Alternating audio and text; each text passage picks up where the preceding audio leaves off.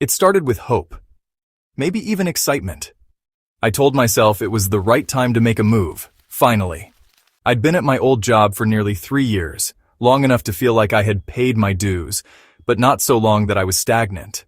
I thought I had grown out of the role.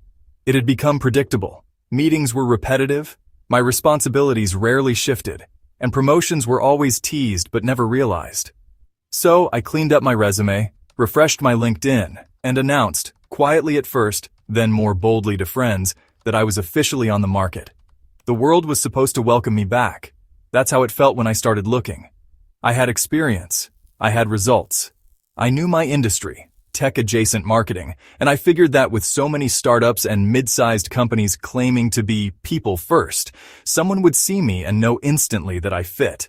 I spent my weekends applying, sending out curated cover letters, tailoring my resume for each role like everyone said to. I followed all the best advice.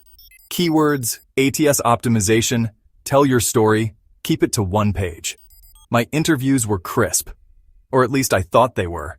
At first, there were responses, a few. I'd get the notification from LinkedIn or email and feel that flicker of excitement. A screening call here, a short chat with a hiring manager there. Some got as far as 3rd or 4th rounds. I remember thinking, this is working. This is how it's supposed to go. But then time stretched. Silence started filling in the spaces between those hopeful emails.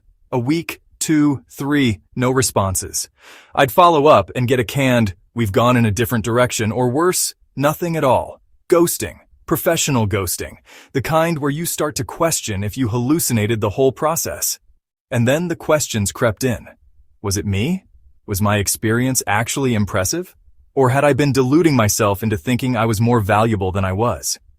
I looked at job descriptions that wanted someone with 5+ years of experience, proficiency in AI-based tools, demand gen, brand strategy, paid media, email automation, and direct experience in B2B SaaS, for a salary lower than what I was already making. There were roles titled marketing manager that read more like CMO. I started to realize how broken the job market was, or maybe how broken I was for expecting it to function logically. Every day began to feel the same. Wake up, coffee, job boards, Glassdoor, LinkedIn, Indeed, AngelList, Well-Found, Hired, Otta. I had spreadsheets, tabs open that I never closed, roles I applied to 3 times because the same listing kept resurfacing. I'd tweak my resume, adjust the title, try to guess what the hiring manager really wanted. I tried to convince myself it was a game, a system, and if I just played it right, I'd win. The turning point didn't happen in a single moment, but in a slow erosion of optimism. I remember one role in particular, a mid-level growth marketing position at a company I actually admired. Mission-driven, solid values, interesting product. I got all the way to the final interview, met with the CEO, put together a 20-slide deck showing how I'd approach their go-to-market strategy. They told me they were blown away. Then a week passed. 2. I followed up. The recruiter responded, "We decided to pause hiring for this role." I stared at the screen, feeling like I'd been slapped. Paused? Why the hell did you bring me through 4 rounds, give me a take-home assignment, ask me to meet the CEO if you weren't even sure you wanted to hire anyone? That one hurt. It wasn't just the time. It was the feeling that I had given a piece of myself to them, my ideas, my thinking, my energy, and they didn't think I was worth a straight answer. That was the beginning of burnout. Real burnout. I'd heard the term thrown around, mostly in think pieces and corporate webinars, but this was something physical. I'd sit in front of my screen, stare at job descriptions, and feel nothing. Not dread, not hope. Just nothing. I started doubting my value, my skills. I wondered if I should switch careers entirely. Maybe I'd gone into the wrong field. Everyone was talking about AI. Maybe I needed to learn Python. I actually started a course on prompt engineering one night at 2 a.m., thinking maybe this was the pivot I needed to be relevant again.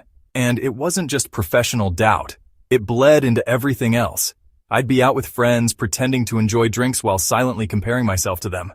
They had jobs, careers, stability. I had tabs, spreadsheets, cover letters. Even my identity felt warped. When people asked me what I did, I stumbled. "I'm between roles," I'd say, trying to sound casual.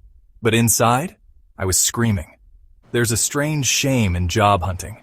Even though it's something almost everyone goes through, it still carries this quiet implication that you've somehow failed, that you're less than. And I know that sounds dramatic, but when you've applied to 170 jobs and heard back from maybe 12, the numbers feel personal. It's hard to explain to people who haven't done it recently how awful the process has become. Job listings that ask for everything and offer nothing. Companies that interview you then ghost. Roles that are already filled internally, but posted externally for process. Job boards filled with expired listings, or worse, fake ones. Ghost jobs that never existed.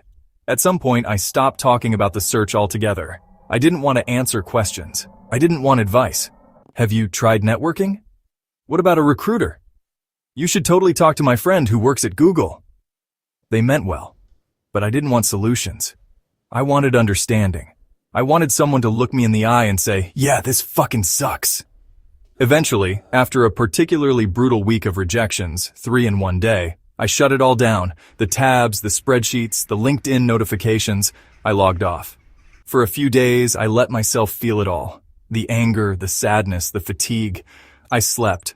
I read. I walked. And then, quietly, I began to rebuild.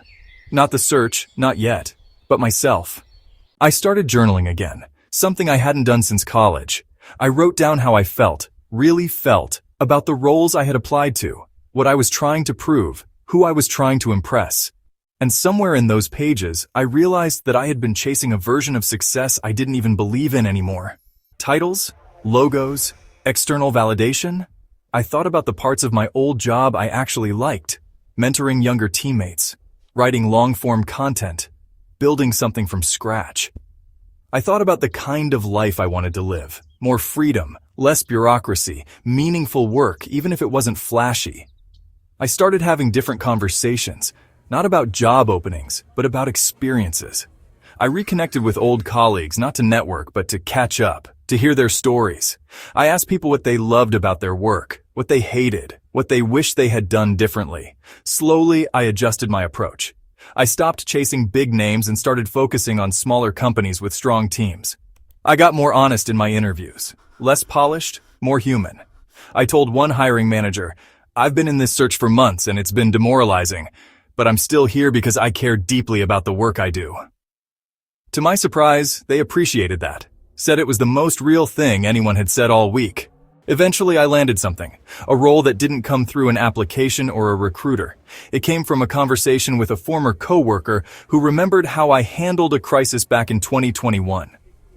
We could really use someone like you, he said. The role wasn't perfect. No job ever is, but it was good, solid, respectful, a place where I felt seen.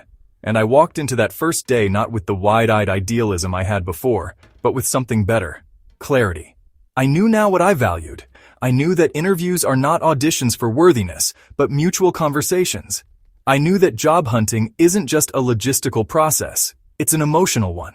It forces you to reckon with your identity, your beliefs, your stamina. I won't romanticize it. Looking for a job still sucks. It's inefficient, often dehumanizing, and deeply isolating. But if there's anything I took from the experience, it's this. I am more than my resume. I am more than an application. I am more than a rejection. And that's something no job title can ever define.